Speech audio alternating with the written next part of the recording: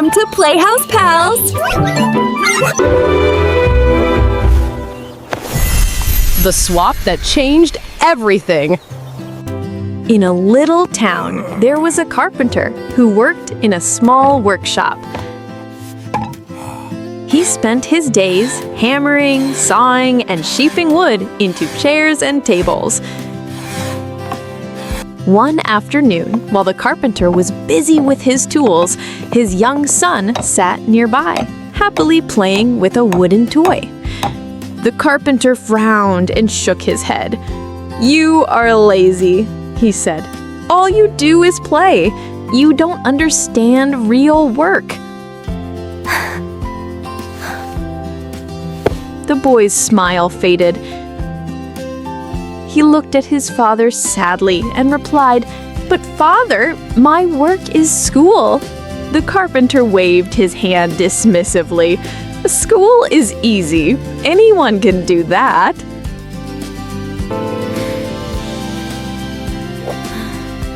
The boy's eyes lit up with an idea. He said firmly, "Fine then. Tomorrow, let's switch. You go to my school, and I will do your carpentry." The carpenter laughed so hard that his belly shook. "Deal. I'll be the best student ever." The next morning, the rooster crowed. The carpenter put on his son's small school bag, which looked far too tiny on his big back.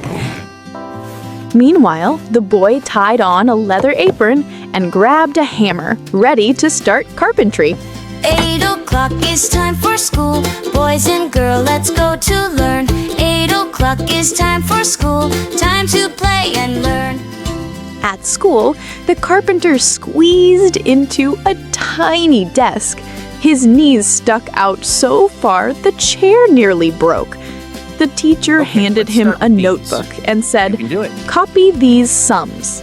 The carpenter stared at the page. He chewed his pencil nervously. The children giggled as he groaned in frustration. Meanwhile, back at the workshop, the boy was having troubles of his own.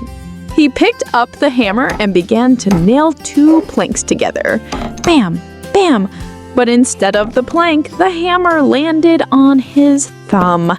"Ow, my finger!" he cried, hopping on one leg. He tried sawing a piece of wood, but instead of cutting it straight, crack! The plank split crookedly. "Uh-oh," he muttered. Back in the classroom, the teacher asked the carpenter to recite a poem.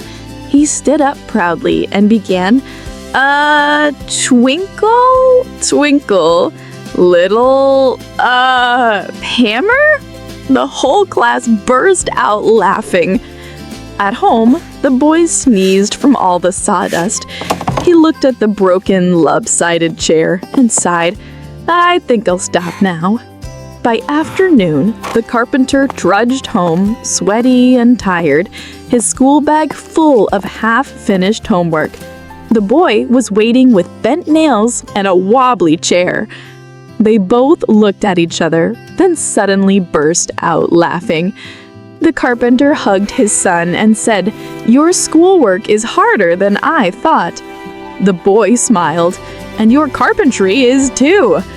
From that day on, the carpenter respected his son's studies, and the boy admired his father's hard work.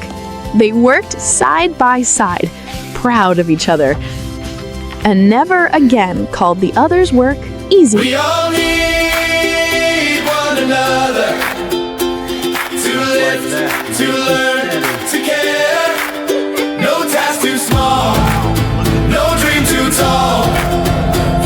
When love and work we share, we all need one another. That makes a lot of sense, son.